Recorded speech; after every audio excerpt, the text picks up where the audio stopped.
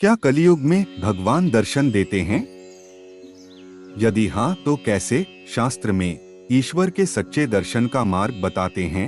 हिंदू धर्म में हर युग का अपना समय और महत्व होता है। पौराणिक कथाओं के अनुसार इस समय कलियुग चल रहा है, जिसमें 5000 से अधिक वर्ष बीत चुके हैं। लेकिन यह सुनकर यह सोचने की जरूरत नहीं है कि अख्तर में कलियुग होने वाला है। लेकिन आपको जानकर हैरानी होगी कि कलियुग के अभी 3 लाख साल बाकी हैं। इसका मतलब है कि कलियुग अगले 4 लाख साल तक चलेगा। इससे प्रश्न उठता है कि कलियुग में भगवान को पाने का उपाय क्या है? क्या भगवान अब भी पहले की तरह दर्शन दे सकते हैं? कलियुग में भगवान के दर्शन कैसे संभव हैं? इस सवाल का जवाब सीधे तौर पर हाँ या ना में नहीं है। लेकिन इस सवाल का जवाब जानने के लिए आपको प्राचीन शास्त्रों की मदद लेनी होगी। गीता में भगवान कृष्ण ने कहा है कि जब भी पृथ्वी पर पाप का बोझ बढ़ता है, मैं अवतार लेता हूँ। अब आप कहेंगे कि अगर यह अवतार की बात है तो ईश्वर के दर्शन कैसे संभव हैं?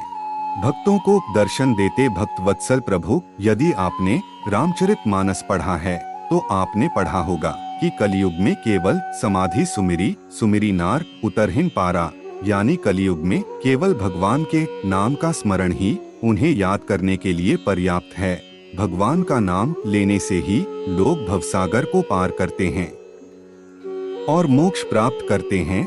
यदि कोई सच्चे मन से धर्म के मार्ग पर चलता है और कलियुग में भगवान का नाम याद करता है तो भक्त वत्सल प्रभु उसे आवश्यक दर्शन देते हैं। तो वह दर्शन किसी भी रूप में होता है।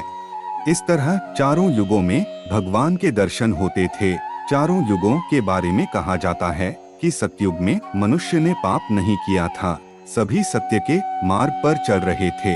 इसके अलावा त्रेतायुग में सतयुग की तुलना में पापों की संख्या बढ़ जाती है और फिर द्वापर युग में पापों का अनुपात और भी बढ़ जाता है।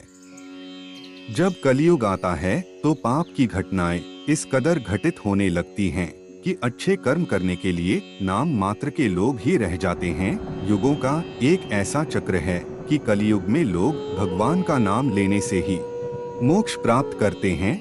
वनों में जाकर तपस्या करने के स्थान पर घर में बैठकर नाम स्मरण करने से भी ईश्वर के दर्शन हो सकते हैं। अन्य 3 युगों में जब मनुष्य को घोर तपस्या करनी होती थी, तब जाकर भगवान के दर्शन होते थे।